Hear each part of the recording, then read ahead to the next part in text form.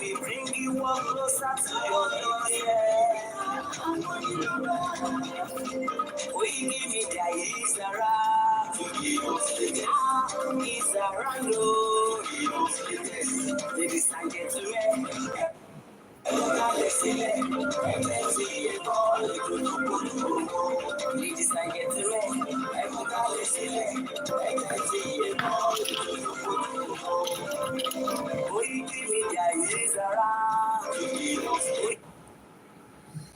Wow, and a very good evening and welcome to a special broadcast coming from the Koiki Media studio from our Africa studio.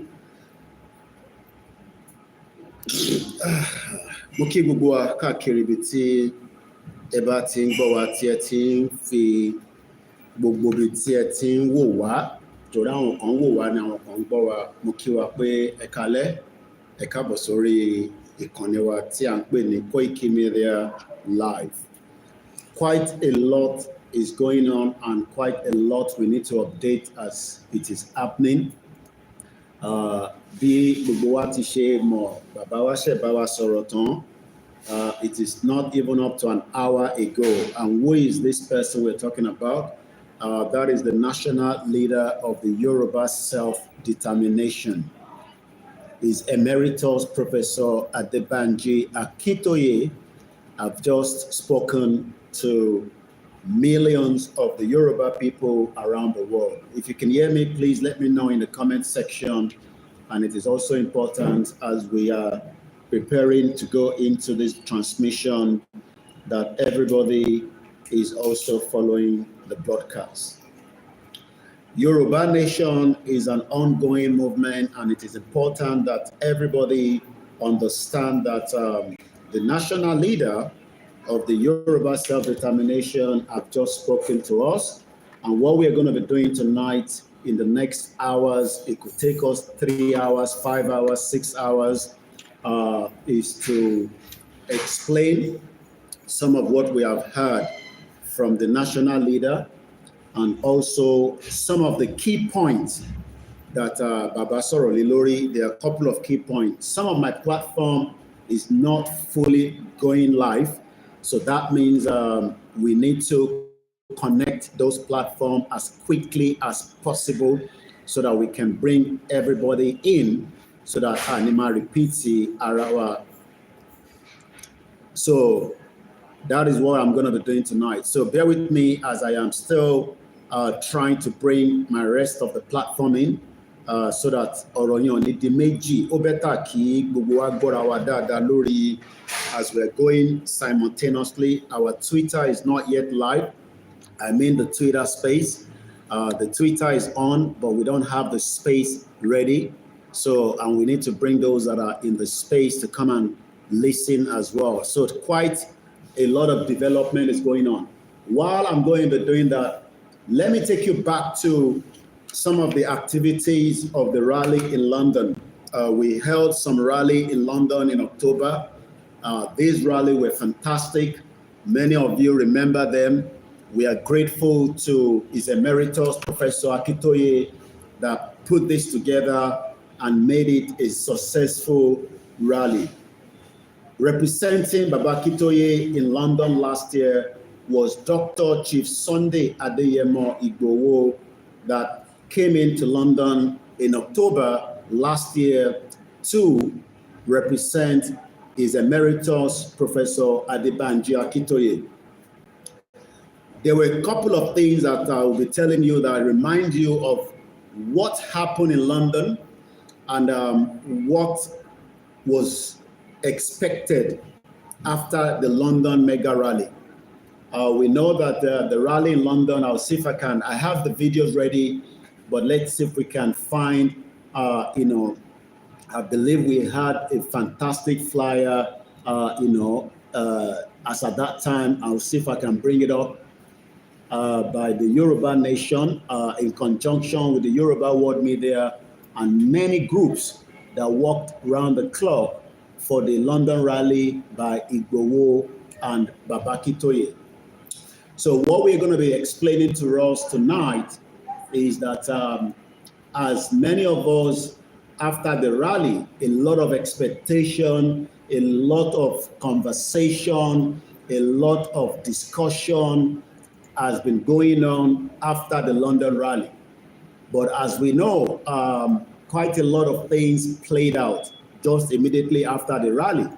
But before we talk about the rally in London, it is important that we update you about what is coming up tomorrow by what Professor Akintoye told us tonight. And it was not just a rally in London.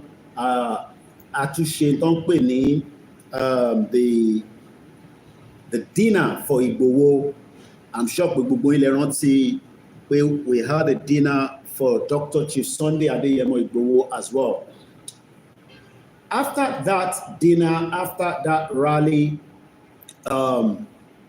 we were told that the next rally will be in Nigeria, in Yoruba land precisely. And that means that expectation was high. A lot of people wanted to know what is going to happen, when is going to happen. I still don't have that yet. So that I want us to be, because Baba Akintoye is the one that will be telling us, but he has said a couple of things that I'll be telling you based on what Baba has said.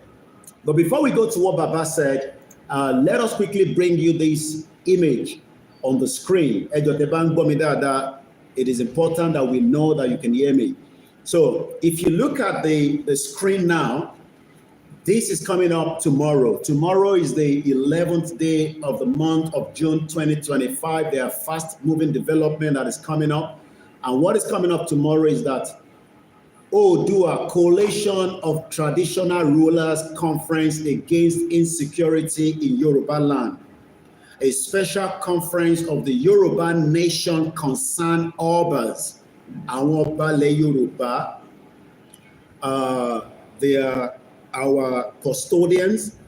We love them. We appreciate the work that they've done so far, and we are grateful to have them as our custodians. And Biba Badeshi saw Àwọn Ọba will lead, then the children Toja Omo Odua Atele wọn lẹ́yìn. And I believe that I'm not sure what's going on. We're having some technical issue with my Twitter space. I hope it will be stable so that we can bring people in. Okay, it's still technical issue. I don't know whether that is got to do with the space. But before we also say anything, I'm using this opportunity, this is the time that we need you to support us logistic, because the Koiki Media team, there's a lot of expectation, there's a lot of work that we need to do, and we hope that tonight we can also help us so that we can be able to mobilize our team to be at certain strategic location in preparedness for what might be happening tomorrow and what might also be happening in the next couple of days as Baba will be updating us. So what I want us to do first is, before I give us what is going on tomorrow, I want us to please remember that without your financial support, this platform cannot do as much. So we are pleading, we are begging, whatever contribution you can give us tonight, are very, very important. If we can have a vehicle to move, we can have the staff. If they are not having money for logistics to travel, they will be stationed where they are, and sometimes we need to start, because I was not aware, just like many of us, tonight broadcast was a special one. So that means a lot of development is happening. I'll be having meetings with my staff, as we go ahead, and also a lot of information will be passed on to them. The Koiki Media staff are ready, but tá ní owó tá máa fi move àwọn tó ní láti travel bí a very first thing in the morning, bí a wọ́n ní láti wà ní location kan. All this is part of why I am asking us tonight, no matter your 1,000 naira, your 100,000, your 1 million naira, there's a lot of things that we need to do now, because it seems now that we are now moving at a very fast space.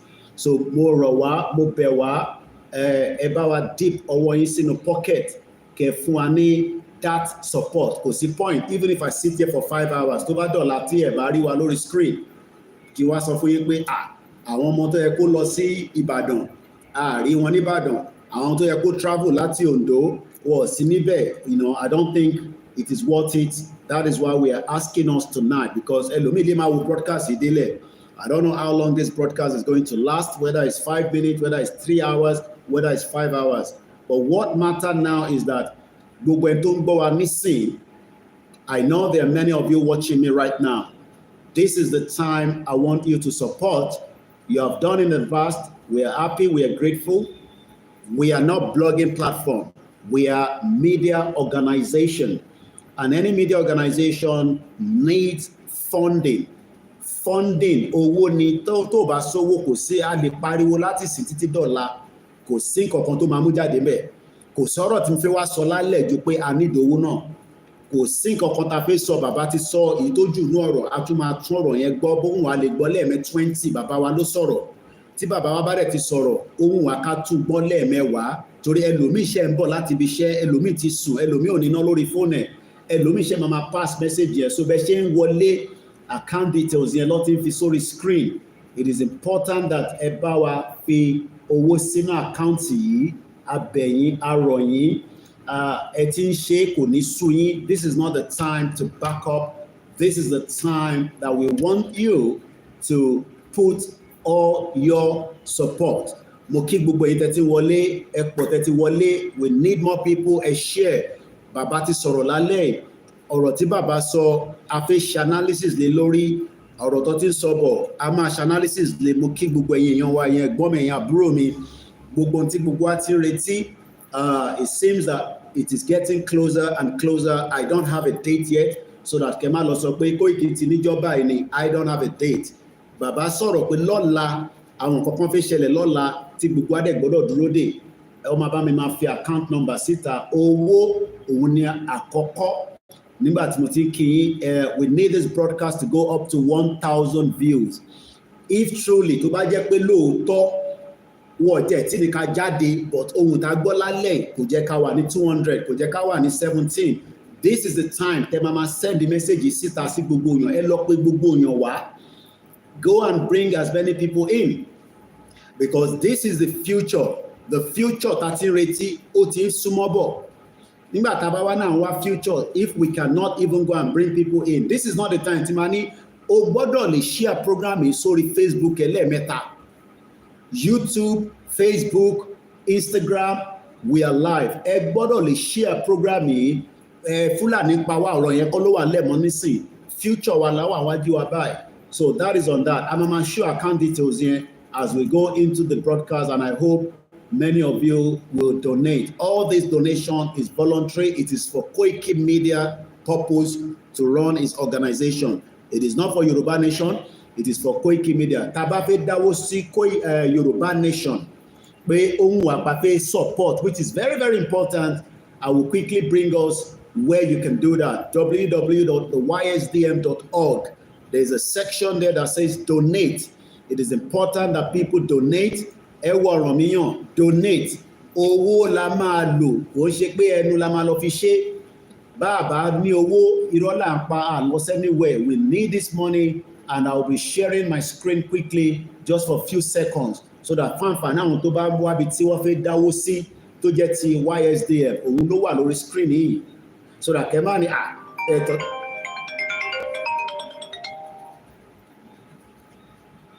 Mo wà lórí program kí ló ṣẹlẹ̀?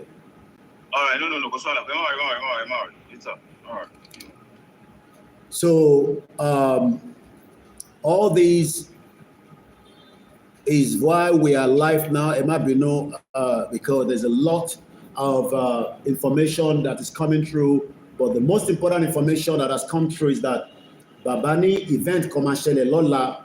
Then after that event, he will be talking to us as well. Nígbà wo ni Baba máa bá wa sọ̀rọ̀ lọ́la, I have no idea. So tẹ́ bá ń rí screen mi, èyí tẹ́ wò mí, ẹ jẹ́ kí n mọ̀ pé ẹ bá mi change the channel ẹ, please, ẹ bá mi fi sí tọ̀dọ̀ tèmi. Tẹ́ bá ń rí screen mi nísìn, where's the remote yẹn dà? Tẹ́ bá ń rí screen mi, ẹ jẹ́ kí n mọ̀ so that ẹ ṣe. Tẹ́ bá ń rí screen mi wò, let me know because no.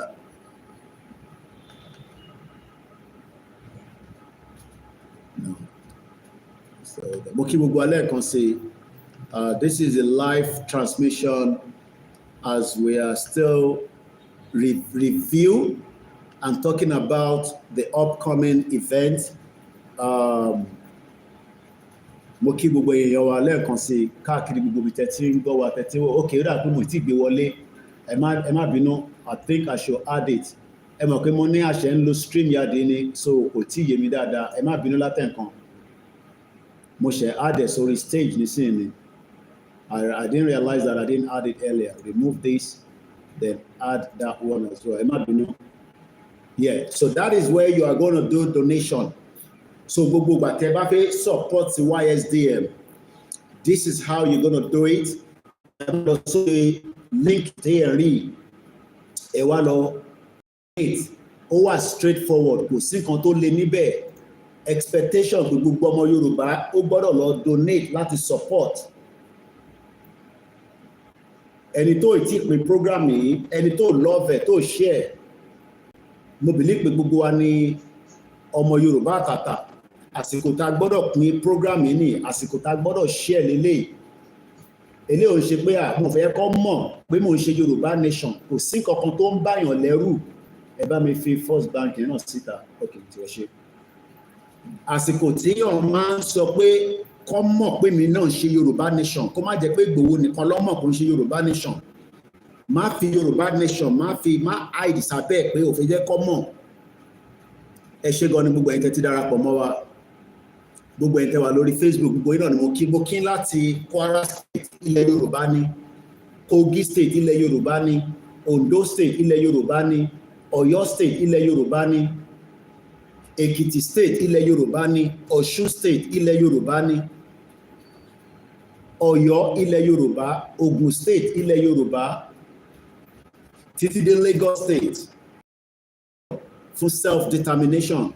So that is on the deals there. So now that I've been able to show you the YSDM, let me add my own back quickly again, and then àwa bẹ̀rẹ̀ sí wọnú program yẹn lọ díẹ̀díẹ̀. Lẹ́ẹ̀kan sí fún gbogbo ẹ̀yin tẹ́ fẹ́ ràn wá lọ́wọ́, account number, you can do the OPay. Tó bá jẹ́ pé fẹ́ send ẹ̀ sí náírà, ẹ lè send ẹ̀ sí First Bank, or ẹ lè send ẹ̀ sí my UK account or the PayPal. In any media, it is ethical. Èèyàn lè sọ fáwọn èèyàn kó support the organization yẹn, but it is voluntary. You don't have to. But if you do, you are helping that media organization. So tabani kẹ́ support wa tá a dẹ̀ ń sọ ní òrèkóòrè, kò ń ṣe platform wa nìkan ló ti máa ń sọ. Gbogbo àwọn media tó bá jẹ́ pé media tó ń jàjàǹgbara àti tó jàjàǹgbara tó wà on the truth of the masses. Torí pé àwọn tó kù nísìn government ló ń fund wọn, àbáwọn tí ó jẹ́ tó lóṣèlú tẹ́ pé wọ́n ti fi ilẹ̀ Yorùbá, wọ́n ti fi jalè, wọ́n fi kọ́ media platform wọn, gbogbo alámọ̀ wọn, àní láti dárúkọ wọn.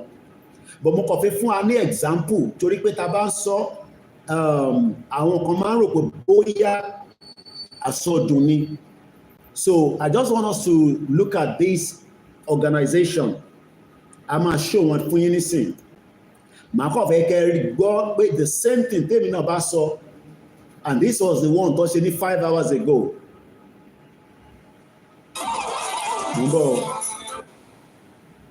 So mo kí gbogbo alẹ́ kan sí Yorùbá nation no retreat, no surrender. À ń tẹ̀síwájú, àdèmádélẹ̀ lérí, kò sí nǹkankan tó máa ṣe wá. Mo tún fẹ́ àsìkò yìí mo fi kí ìyá wa kan tí wọ́n jẹ́ lára àwọn ìyá wa wọ́n jáde láyé k'Ọlọ́run bá mi foríjì wọn, kú fọ̀run kẹ́ wọn. Wọ́n náà kú lánàá l'Ékòó, wọ́n ń gbókú yẹn lọ s'Ékìtì láàárọ̀ lágbára Ọlọ́run. K'Ọlọ́run bá mi dúró ti àwọn ọmọ wọn àti àwọn mọ̀lẹ́bí tó fi sílẹ̀ àti gbogbo àwa ọmọ Yorùbá nation. That is life. A máa wá lẹ́yọ kọ̀ọ̀kan, a dẹ̀ máa lọ lẹ́yọ kọ̀ọ̀kan náà ni. But èyí tó ń ṣe pàtàkì tó ṣe kókó bẹ́ẹ̀ ni pé kí gbogbo wa ń kọ́ kí a gbà. Bọ̀ ẹ má bínú. It depends on the free press. Mo fẹ́ ká jọ wo fídíò yìí torí pé tá bá ní káwọn èèyàn fún wa lówó, bóyá Koiki nìkan ló máa ń sọrú ẹ̀. So I'm going to give us a background of another platform tó ń pè ní Democracy Now. Democracy Now is another, like more or less like people that are fighting for the democracy of the people. So let's stop that one and let's bring another one in. So I'm gonna bring that one in, then I will then go into the broadcast. Then so let me share the screen again and give us this channel. Mo fẹ́ ká gbọ́ nǹkan tí arábìnrin sọ, mo fẹ́ ká jọ gbọ́ láti the beginning. Ẹ jẹ́ ká jọ farabalẹ̀ ká gbọ́. Democracy depends on the free press. Please support our independent journalism at democracynow.org/give. Now, ẹgbọ́n kan tó sọ bẹ́ẹ̀ yẹn, let me repeat it again. Democracy depends on the free press. Democracy depends on a free press. I am a free press, and that is why I can speak without any kind of control by the government of Nigeria or the government of the world. The least wọ́n lè ṣe ni pé wọ́n lè shadow ban me, wọ́n lè take her out from our channels, bóyá lórí YouTube, bóyá lórí Facebook. But in tèmi máa sọ ọ̀rọ̀ tí máa sọ wọ́n lè stop ẹ̀. Kí ní ọ̀rọ̀ náà Yorùbá fẹ́ dá dúró, kò dẹ̀ sẹ́ni tó gbọ́dọ̀ di lọ́nà.